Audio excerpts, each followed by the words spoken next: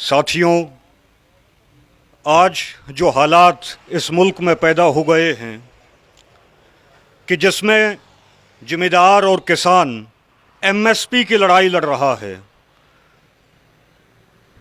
एक बेनती आई है कि गुरु के लंगर च दुध आया पे जिन्हें दुध छकना भाई दुध भी छक लो, खुला डुला दुध आया, लंगर वरत रहा। सो बेनती है संगतां नूं कि दुध का लंगर भी चल रहा, दुध भी छक सकते हो। तो आज जो हालात इस मुल्क में पैदा हुए हैं, ये हालात पहले नहीं थे।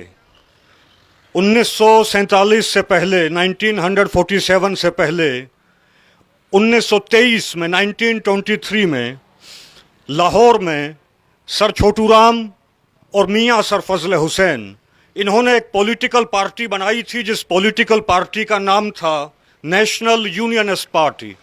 और जब ये पॉलिटिकल पार्टी 1923 में बनी तो लाला लाजपत राय सर छोटूराम जी के पास गए। लाला लाजपत राय ने कहा कि छोटूराम जी, आपका और मेरा मजहब एक है, हम दोनों हिंदू हैं, तो आपने एक मुसलमान के साथ एक पॉलिटिकल पार्टी क्यों बनाई?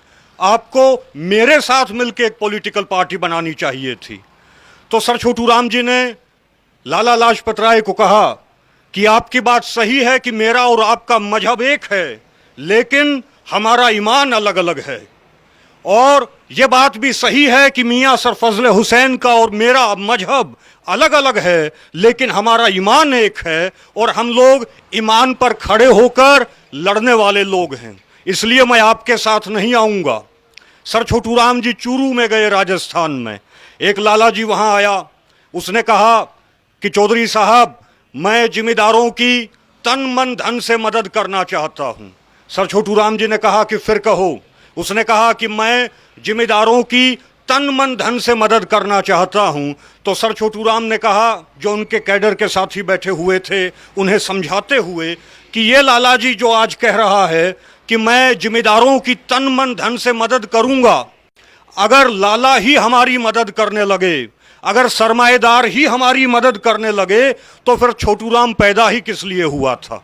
फिर मैं पैदा ही किस लिए हुआ था? और ये वे लोग हैं जो सबसे ज़्यादा मीठा बोलते हैं और सबसे ज़्यादा लूटते हैं, इनसे सावधान रहना। तो ये पॉलिटिकल पार्टी 1923 में मियां सर फजल हुसैन और सर छोटूराम जी ने बनाई। 1923 से लेकर 1947 तक पंजाब के अंदर इस सर छोटूराम जी के बगैर, मियां सर फजल हुसैन साहब के बगैर और सर सिकंदर हयात खान जो पंजाब के प्राइम मिनिस्टर बने थे, उनके बाद lieutenant colonel sir Malik Khizar Hayat Khan Tiwana साहब जो पंजाब के प्राइम मिनिस्टर बने थे, इनकी इजाज़त के बगैर पंजाब में पत्ता भी नहीं खड़कता था। सर छोटूराम जी ने एक कानून बनवाया था। वो कानून यह था कि जमींदार कि न जमीन कुर्क हो सकती है, न उसकी फसल कुर्क होगी, न उसके बैल कुर्क होंगे। ये कानून, ये गोल्डन एक्ट, ये स्वर्णिम कानून पंजाब में यूनियनिस्ट पार्टी की गवर्नमेंट ने 1938 में बनवाया था। तो गोकुल चंद नारंग पंजाब असेंबली में खड़ा हुआ, उसने कहा कि सर छोटूराम जी ने जो कानून बनवाया है, इस कानून की वजह से न पंजाब में हम ज़मीन कुर्क कर सकते हैं जिमीदार की, न उसका बैल कुर्क कर सकते हैं, न उसका घर कुर्क कर सकते हैं। तो पंजाब में अब कुर्क करने के लिए रह क्या गया है? सर छोटूराम ने कहा कि ये जो तुम्हारी मानसिकता है, ये जो तुम्हारी मेंटलिटी है, ये जो तुम्हारी विचारधारा है, हम पंजाब की धरती पर इस विचारधारा को कुर्क कर देंगे। हम पंजाब की धरती के ऊपर इस विचारधारा को कुर्क कर देंगे और खबरदार किसी जमींदार ने किसी गैर जमींदार को, शहरी हिंदू को, लाहौरी हिंदू को वोट दिया तो गोकुल चंद नारंग ने कहा कि आप एक हिटलर की तरह बात कर रहे हैं। सर छोटूराम ने कहा, अगर पंजाब में यहूदी रहेंगे तो पंजाब में हिटलर भी रहेगा, अगर पंजाब में यहूदी रहेंगे तो पंजाब में हिटलर भी रहेगा। तो ये हमारी जो उस वक़्त की जो सियासत थी वो हमारे हक में थी। और जब सर छोटूराम जी कानून बना रहे थे, the Punjab registration of money lenders act 1939, the Punjab restitution of mortgage land act 1938, the Punjab relief of indebtedness act 1935, the Punjab land alienation act 1938 और मंडी एक्ट 1938 में आया था। इसे भी सर छोटू राम और सर सिकंदर हयात खान लेकर आए थे। इस एक्ट के मुताबिक मंडी के अंदर जमींदारों का भी आरक्षण था। तो गोकुल चंद नारंग खड़ा हुआ, उसने कहा कि ये जो कानून है, इस कानून की वजह से रोहतक का एक दो धेले का जाट अब लखपति बनिए के साथ बैठेगा। इन लोगों की मानसिकता उस वक्त भी हमारे बरखिलाफ थी और आज भी इनकी मानसिकता हमारे खिलाफ है। तो उस जमाने में जब ये एक्ट सर छोटू राम लाए, जब ये कानून जमींदारों के हक में यूनियनिस्ट गवर्नमेंट लेकर आई, तो डॉक्टर गोपी चंद भार्गव ने इस्तीफा दे दिया पंजाब असेंबली से, डॉक्टर सत्यपाल ने इस्तीफा दे दिया, लाला दूनी चंद ने इस्तीफा दे दिया, ये कांग्रेसी थे। भाई परमानंद ने इस्तीफा दे दिया जो हिंदू महासभा से था, गोकुल चंद नारंग ने इस्तीफा दे दिया, राजा नरेंद्र नाथ ने इस्तीफा दे दिया, M.K. पुरी ने इस्तीफा दे दिया। तो वो हालात तब थे जब हम लोग कानून बना रहे थे और बनिए जो हैं वो इस्तीफा दे रहे थे, शहरी जमात इस्तीफा दे रही थी। और आज हालात दूसरे हो गए हैं कि हमारे जो लीडर हैं, जो जिम्मेदार हैं, वो इस्तीफा दे रहे हैं। इसका कारण क्या है? इसका कारण एक ही है जो सर छोटू राम जी कहा करते थे कि अब भोले जमींदार तू मेरी दो बात मान ले, एक ले बोलना सीख, दूसरा दुश्मन को पहचान ले। हम लोगों ने दुश्मन को पहचानना नहीं सीखा। सर छोटू राम जी कहा करते थे कि ये जो ढीली धोती वाले हैं, ये जो नुकीली टोपी वाले हैं, ये मंडी और फंडी, ये तुम्हारे दुश्मन हैं। और इन मंडी और फंडी की सियासत को, इन सरमाएदारों की और पुजारियों की सियासत को हम लोगों को समझना होगा। एक कौवे के बच्चे ने कहा कि पिताजी मुझे 4 पाए का मांस खाते खाते बहुत दिन हो गए हैं, आज मैं 2 पाए का मांस खाना चाहता हूं। तो कौवे ने कहा कि बेटा जा और सभी जानवरों के मीट इकट्ठे, मांस इकट्ठे करके ले आ। वो इकट्ठे करके ले आया। कौवे ने कहा कि ये सुअर का है गोश्त, इसे तू यहाँ फेंक दे, ये गाय का मांस है, इसे तू जो है यहाँ मंदिर में फेंक दे। और कौवे के बच्चे ने फेंक दिया। सांप्रदायिक दंगे हो गए, रॉयट्स हो गए, जातीय दंगे हो गए। और जब वो दंगे हुए तो 2 पाए का मांस सड़कों पर बिछ गया। कौवे ने अपने बच्चे को कहा कि बेटा जा और 2 पाए का मांस है, ये बिछ चुका है, तू खा। तो कौवे के बच्चे ने कहा कि पिताजी ये मीट तो मैंने खा लिया है, लेकिन अगर ये बात आदम जात की समझ में आ गई, अगर ये बात लोगों की समझ में आ गई कि हम इस तरीके से 2 पाए का मीट खा रहे हैं और इस तरीके से हम लोग 2 पाए का मीट की व्यवस्था करते हैं, तो कौवा जाति को बहुत बड़ा संकट आ जाएगा। आदम जात पूरी कौवा जाति को खत्म कर देगी। तो कौवे ने कहा कि बेटा 1000 साल हो चुके हैं, 1000 साल हो चुके हैं, हमारी ये चाणक्य नीति आज तक तो आदम जात की समझ में आई नहीं है।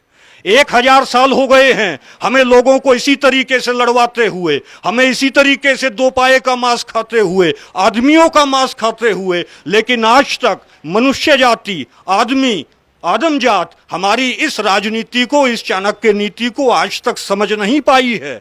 तो साथियों, सर छोटू राम जी कहा करते थे ये कौवे कनागतों में आएंगे, ये कौवे श्राद्ध के मौसम में आएंगे, श्राद्ध के समय में आएंगे। इन कौवों से सावधान रहना। इन कौवों को हम लोग नहीं पहचान पाए और न पहचानने की वजह से 1947 में भाई ने भाई को मारा। डायनासोर किस लिए खत्म हुए? डायनासोर इसलिए खत्म हुए, दुनिया की सबसे ताकतवर प्रजाति डायनासोर, कॉकरोच जिंदा हैं, चींटियां जिंदा हैं, मकोड़े जिंदा हैं, लेकिन डायनासोर दुनिया की सबसे ताकतवर प्रजाति खत्म हो गई। उसका कारण यह रहा कि डायनासोर जब तक फल फूल खाता रहा, डायनासोर की आबादी दिन दोगुनी रात चौगुनी गति से बढ़ती रही।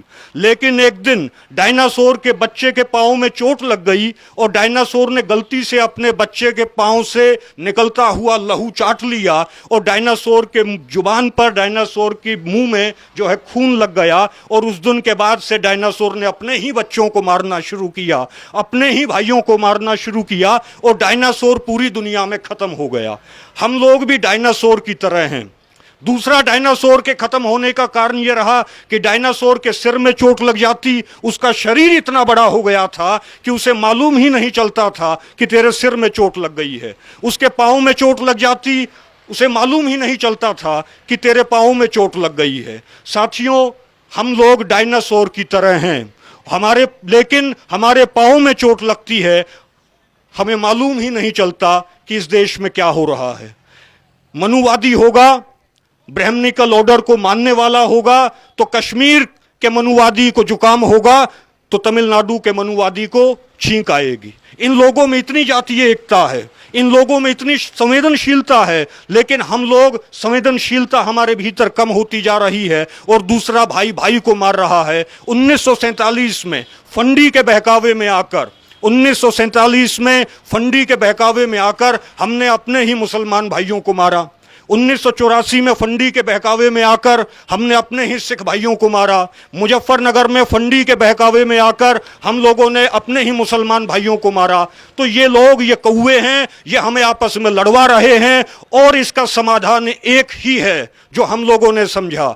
हमने 2015 में यूनियनिस्ट मिशन को शुरू किया था।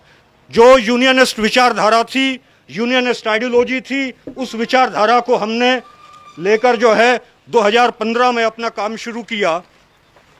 ये उस जमाने में हमारी जो यूनियनिस्ट पार्टी थी उसका ये फ्लैग हुआ करता था, ये यूनियनिस्ट पार्टी का फ्लैग था, ये झंडा था।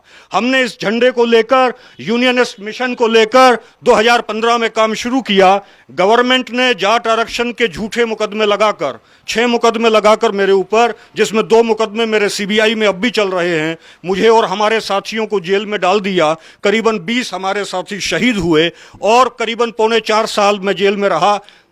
मैं बाहर आया हूं, अब दोबारा से हमने अपने उसी तहरीक को शुरू किया है। ये लोग नहीं चाहते कि भाईचारा फैले, ये लोग नहीं चाहते कि ये तहरीक फैले, ये लोग चाहते हैं कि इस मुल्क में हम लोग आपस में लड़ते रहें। जेल में मुझे एक बात समझ में आई कि आज इस देश में न ईसाइयों की सरकार है, न इस मुल्क में आज मुसलमानों की सरकार है। आज इस मुल्क में सरकार है तो हिंदुओं की सरकार है और मंडी और फंडी जमात के लोगों की सरकार है। तो ये सरकार कभी भी हमें हमारा हक नहीं दे सकती। मैं बाहर आया, मैंने अपने साथियों से बात की कि जब तक हम लोग खालसा पंथ में नहीं आएंगे, जब तक हम लोग सिख नहीं बनेंगे, जब तक हमारे नंगे सिर रहेंगे, तब तक हम लोग इस लड़ाई को जीत नहीं सकते। मैं बाहर आया, हम लोग जितने हमारे साथी थे, मैंने इस बात पे सभी को राजी किया है। हम लोग ये मुहिम चला रहे हैं, ये तहरीक चला रहे हैं कि हरियाणा के लोग, हम लोग अब जो है सिक्खी में आएंगे और